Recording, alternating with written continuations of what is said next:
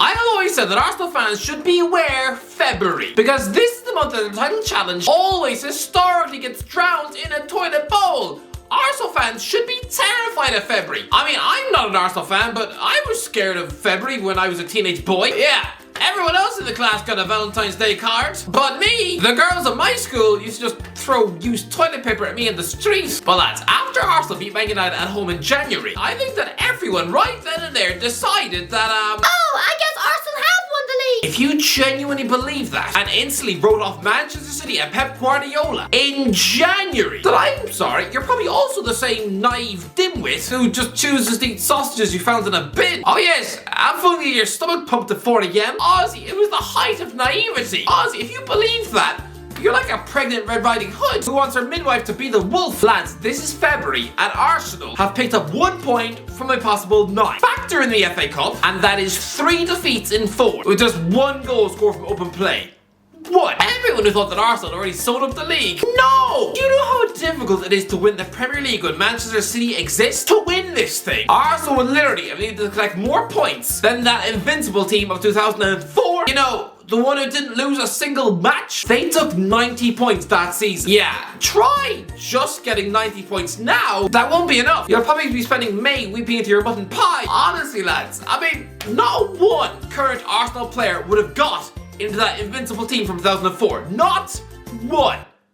Well, maybe at a push, Bukayo Saka. I'm sorry, but there's no way a team was going to be collecting 95 points in a Premier League season when they're persisting with Eddie Nketiah up front. I'm sorry, I don't want to be mean and sit here and just pretend that this guy is a useless penguin with the first touch of a scarecrow's knob. No, he's not terrible, but he's not elite. Let's be honest here, I think everyone is judging this guy's performances as if he's an up-and-coming 17-year-old child. No! I'm sorry, alright? The man turns 24 in May, and he's got 4 league goals this season. 4! He's nearly 5 years older than Wilfred and Nanto. You know, that Leeds wonder kid who we're not judging solely based on goals because the guy's a teenage boy? But Nketiah, this is it. He's not gonna get any better than this. He's not an English wonder kid. I mean, lads, when Michael Owen was his age, he was playing for Real Madrid. This man just has Crystal Palace quality stamped all over him, and yet he's played every single minute of Arsenal's last 10 games. This kid,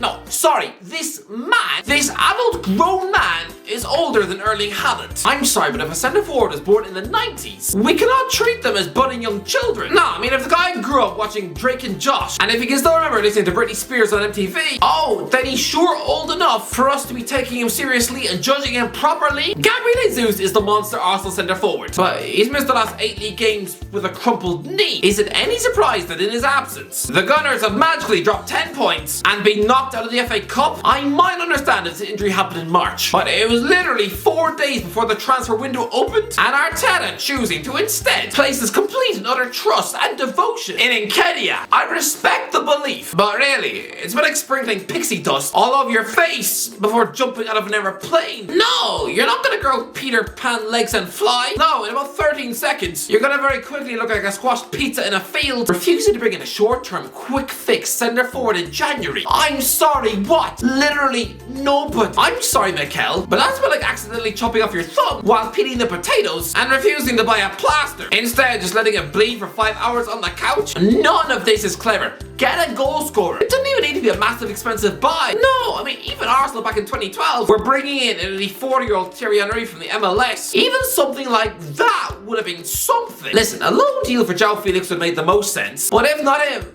why not a cut price deal for Marcus Thuram? And I'm gonna say this, Nketiah has done well, but even Alexander Lacazette would have led the line better. I mean, what? Am I wrong? The guy's got 18 goals for Lyon this season and is one of the top goal scorers in Europe. And yet, people seem to want to pretend that he was just a bloated squid, just some fat teddy bear in an Arsenal shirt. Even at Memphis, the pay would have worked. Or even £15 million for Danny Ings. Arsenal are still having a great season, but again, the absolute failure to replace Jesus. Again, was like refusing to replace any food in your fridge for 3 months. I mean, yeah, after about 40 days, you're just licking lasagna stains off the back of the microwave. This was Arsenal's big monster chance to win a Premier League title, and honestly, I cannot fathom why. Just why you wouldn't replace Jesus. Nketiah is not it. He's the next Chuba Akpom. Someone who, yeah, is currently championship top goal scorer with 17 goals at Middlesbrough. Yeah, I mean, he spent 16 years in the books of Arsenal Shore and probably used to share toast and cookies with Jeremy Lynch in the Highbury canteen. But he is championship quality. Nketiah is probably mid-table Premier League quality, but that's it. I mean, Chelsea have had a striker curse for years, but do you think any Chelsea scout or coach has ever regretted dumping this guy after 7 years at Stamford Bridge? They probably lose about as much sleep over that as I do worrying about Ben Affleck's next haircut. I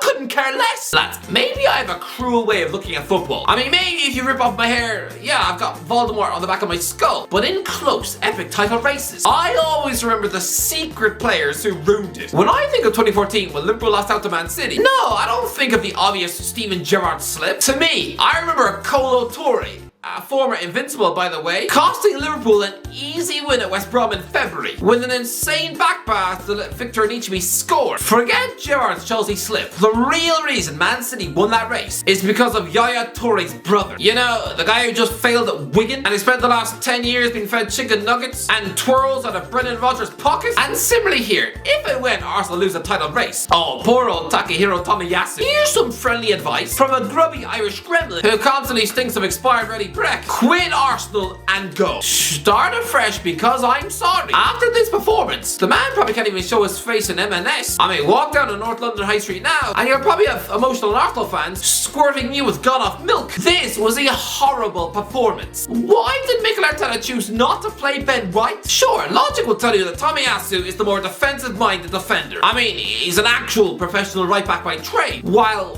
White is a £50 million centre-back playing out of position, sure. But White has also been incredible. He's literally started every single Premier League game this season. And yet, for the biggest game, you're just choosing to stuff him on the bench. And so, 24 minutes into the game. And so, Tomiyasu, he's been given a bouncing ball. Fine. I mean, just boot the ball into the crowd away from danger and reset. But no, the guy decides that he wants to send a bouncing back pass to Aaron Ramsdale. If there's one thing goalkeepers do not want, is a bouncing ball to control. Yeah, you might as well toss a grenade towards your grandma with arthritis on her birthday. That alone is a risky ball. But chucking the fact that Tomiyasu showed the execution of a bumbling clown, just passing it to Kevin De Bruyne. Oh, well done, TT. In that moment, Mikel Arteta must have felt like someone who's just agreed to babysit a pig. Yeah. Maybe that was actually a massive mistake. And later in the game, the score is at 1-1. The ball is worked towards Jack Grealish, who hits a tame shot that's about to be gobbled up by Ramsdale. But no, it takes a monster deflection off Tomiyasu and winds up in the back of the net. Yeah, less than 10 minutes later, Tomiyasu is dragged off the pitch for Ben White. But I mean,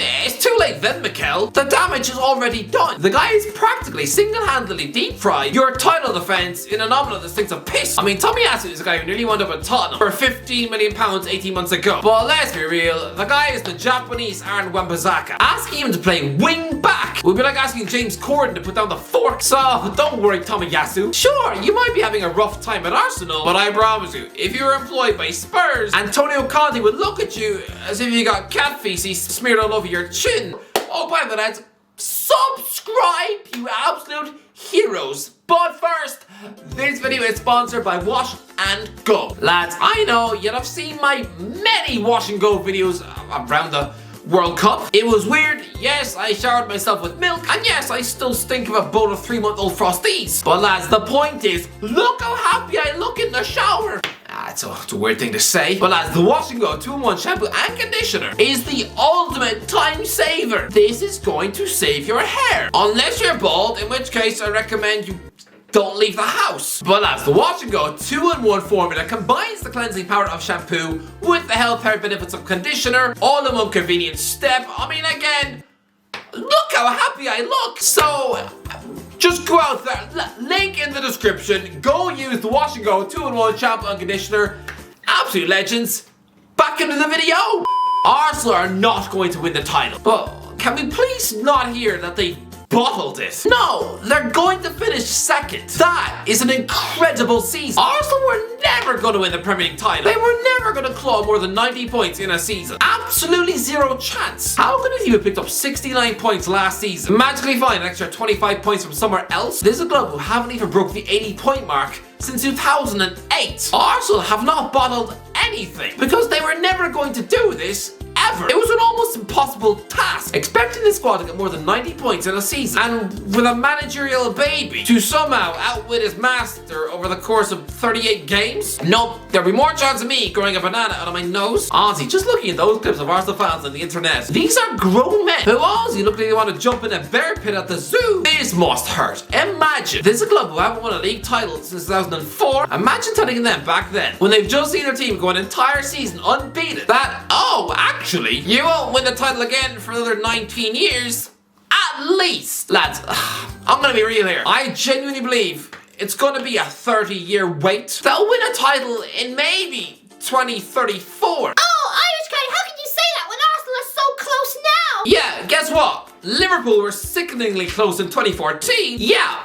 Still took them another 6 years to actually win the thing. And don't forget, Liverpool went close under Rafa Benitez. They only lost out to Man United by 4 points in 2009. And again, they had to wait another 11 years before they actually won the league. This is still going to be an awful long wait for an Arsenal Premier League title. And lads, just like Liverpool in 2009 and then in 2014, this is just going to be more heartbreak. If I'm an Arsenal fan, then this summer terrifies me. When teams like this have an outstanding season, they normally lose their players. I mean, look at Liverpool in 2014. Within a year, both Luis Suarez and Raheem Sterling were literally stolen away. This season will have woken up European giants. So have a look at Bukayo Saka, Gabriel Martinelli, Martin Odegaard. Oh, but Irish guy, Martinelli's just signed a new long-term deal. I guess you do have the brains of a demented jellyfish. I'm sorry, but so? Signing that contract with a pen means about as much as a letter to Santa Claus. How naive can you be? Do you also invite Yoda and the Tooth Fairy to your birthday parties? Lads, back in December 2013, during Liverpool's title hunt under Rodgers, they tied Luis Suarez down to a long-term contract until 2018. Yeah. He was still sold in the summer. I mean, really, his agent at the time was Guardiola's little brother. Why did he not sign for Bayern Munich? But honestly, these new contracts mean nothing. And I'm gonna say it, this summer, I think Martinelli gets sold to Barcelona for 80 million quid. Maybe in a cash plus swap deal with Rafinha. Someone who just turned out to be a burnt chew toy in Spain. I guess he really was just Leeds United's answer to Wilfred Zaha. Just a bloated goldfish in a tiny pond. And in 2025, I think Saka's gone too. To Manchester City. Well, providing they're still alive. Sorry lads, but if I'm an Arsenal fan, then I'm literally dreading the future. Anyway, that's one thing. Let me know what do you think, or let me know. Am I being too harsh? Let me know in the comments who's going to win the Premier League. If you enjoyed the video, don't forget to like, subscribe. As always, I'll talk to you in a while.